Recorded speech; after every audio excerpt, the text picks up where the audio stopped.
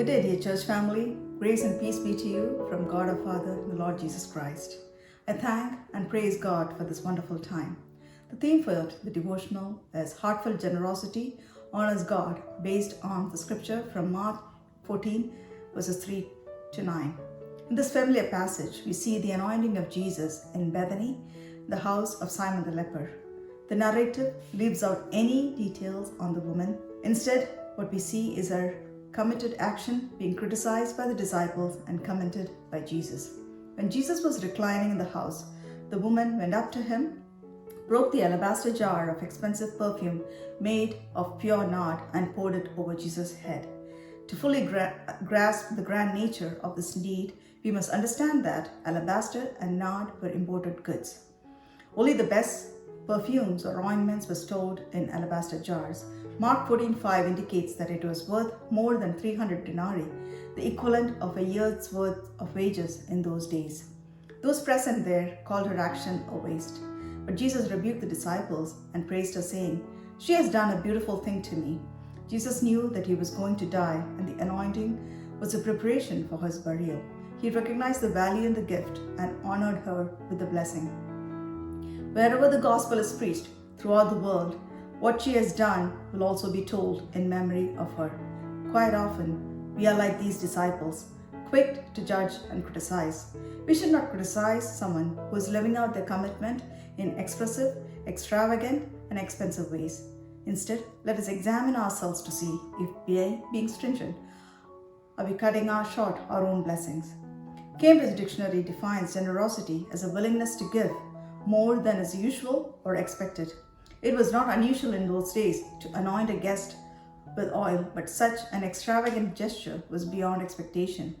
Generosity of such measure comes from a genuine love for Jesus and a desire to serve him. The woman placed Jesus first, and by breaking the jar, she went all out without holding back any. She was determined to honor Jesus with the best gift she had. She did not allow the stares, the murmurs or taunting of the people to deter her. Her focus was in her devotion to the man of God who had done great things and preached the good news. The greatest commandment Jesus gives us is to love the Lord your God with all your heart, with all your soul, with all your mind, and with all your strength. To do so, we need to walk with him daily. Just think of all the things you would do to the one you love the most in your life, and think how it compares with your love for Jesus. How do we measure our love for Jesus in the way we live?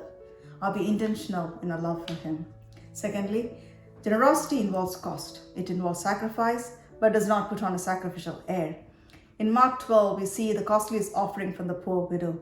2 small copper coins worth a few cents. When others gave from their wealth, she gave out of her poverty, all that she had to live on. Jesus said to the disciples that she put in more into the treasury than most of the others. Her offering was the most generous. We have our needs and our wants, and most of the time, our offerings are from the leftovers of our funds. Our generosity should not be an afterthought, but the priority. It may incur sacrifices, but Hebrews 6:10 reminds us that God is not unjust. He will not forget how hard you work for him and how you have shown your love to him. All that we own belong to our God, and one way we show our gratitude for his gifts is to give back to him those things that we highly value. Thirdly, generosity is an act of service, a service born out of our heart and not out of duty or rule keeping. The woman did not just give the oil, but she anointed Jesus with it.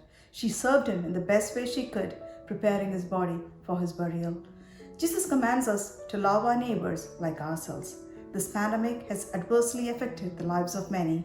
There are people within our own acquaintance that are suffering with finances, from loneliness, from sickness, from anxiety, and the list goes on. If we are willing, we can find ways to help them and comfort them. A kind and empathetic word goes a long way. The least we can do is pray with them. We should not let our lack of resources or skills or our own feelings of inadequacies keep us from serving others. Our God knows what we do, what we can in love and service for him. We should be generous from our hearts, not only with our money, but with our time and skills as well. Heartfelt generosity is intentional, grateful, cheerful, earnest, and keep no accounts. Our God rightfully deserves it. So, as we are forever indebted to His amazing goodness, let us be faithful to return to our Creator, His good gifts, and may we be willing to give up what is valuable to us for the sake of God's kingdom. I'll end by sharing this snippet from online. University of New Hampshire track and field star Cameron Lyle registered as a bone marrow donor when he was 19. 2 years later, he was asked to donate his marrow to a 28-year-old stranger suffering from leukemia. Lyle said yes without wavering, even though having the procedure meant he had to give up his promising career as an athlete. Life is a lot more important than that, so the decision was pretty easy, he said. Thank you.